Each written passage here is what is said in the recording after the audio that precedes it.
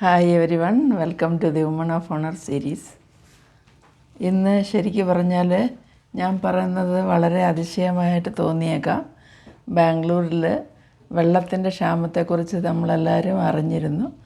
എന്നാൽ ഇന്ന് ഒരു മോളിൽ പോയ സമയത്ത് വെള്ളം വാങ്ങിക്കാൻ നോക്കിയപ്പോൾ 1 ലിറ്റർ വെള്ളത്തിന് 80 റുപ്പീസ് എന്ന് പറഞ്ഞ് ഒരു ഷോപ്പിൽ, വേറൊരു കടയിൽ ചോദിച്ചപ്പോൾ 1/2 ലിറ്ററിന് 70 റുപ്പീസ് എന്ന് പറഞ്ഞു.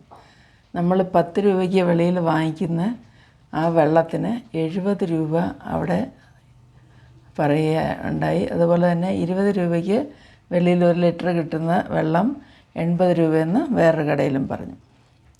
നമ്മളുടെ അടുത്ത് കുറച്ച് ബോയിൽഡ് വാട്ടർ ഉണ്ടായിരുന്നതുകൊണ്ട് വാങ്ങിക്കാതെ അത് അഡ്ജസ്റ്റ് ചെയ്യുകയാണ് ചെയ്തത്. പക്ഷേ വെള്ളത്തിൻ്റെ ക്ഷാമത്തിൻ്റെ അത് എത്രമാത്രം രൂക്ഷമാണെന്നുള്ളതും, അതുപോലെ തന്നെ മനുഷ്യന് കുടിവെള്ളം ഇല്ലാതെ പറ്റത്തില്ലല്ലോ, എന്തൊരു കഷ്ടമാണെന്നുള്ള, മഴയൊക്കെ വന്ന് എല്ലാം വെള്ളത്തിൻ്റെ ക്ഷാമം എല്ലാം മാറാൻ വേണ്ടി